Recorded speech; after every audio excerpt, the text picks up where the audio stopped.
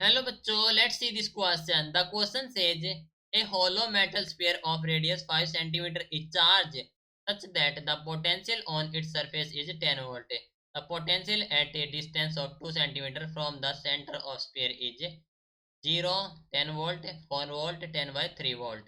तो क्वेश्चन में कहा गया है कि एक hollow metal sphere है जिसकी रेडियस 5 सेंटीमीटर है और वो चार्ज है और जो पोटेंशियल है उसके सरफेस पर वो 10 वोल्ट है। तो हमें बताना है कि potential at A distance of 2 centimetre from the centre of sphere कितनी होगी। इस क्वेश्चन के लिए हमारा की कॉन्सेप्ट यूज हो रहा है, that is the potential of A sphere. Potential of A sphere. तो क्वेश्चन में कहा गया है कि एक होलो मेटल स्फीयर है जिसकी रेडियस है 5 सेंटीमीटर। तो in case of hollow metal sphere जो इलेक्ट्रिक फील्ड होती है इनसाइड द सेल वो होती है 0। So in the case of hollow metal, case of hollow metal sphere, metal sphere, जो इलेक्ट्रिक फील्ड होती है इनसाइड द सेल वो होती है 0। द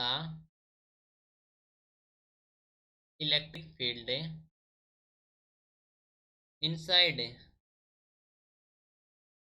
इनसाइड द सेल वो होती है हमारे पास 0।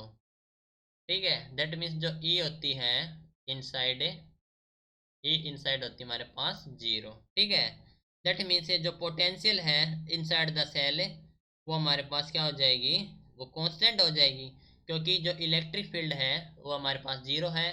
तो जो पोटेंशियल होगी दैट मीन्स द पोटेंशियल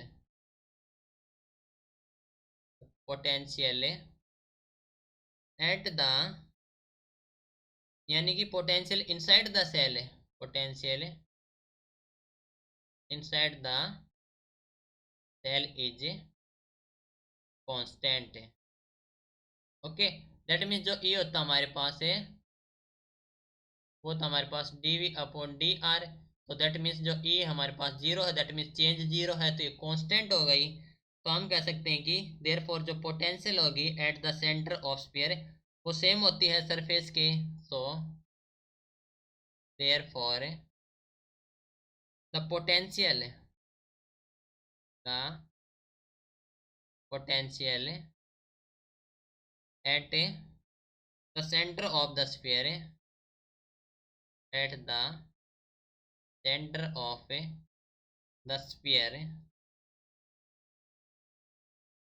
वो होती है same, is same as that on its surface, as that on its surface.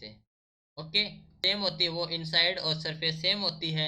तो कहा गया है कि जो पोटेंशियल है ऑन इट्स सरफेस वो 10 वोल्ट है। तो जो पोटेंशियल सेंटर पर कितनी होगी, सेम होगी, तो सेंटर पर भी सेम हो जाएगी, that is 10 volt. Okay, at a centre. ठीक है, पूछा गया था सेंटर ऑफ द स्फीयर कितनी होगी, 10 वोल्ट। ऑप्शन बी हो जाएगा correct answer. Okay, so this is your final answer. Hope you understood it well, best of luck.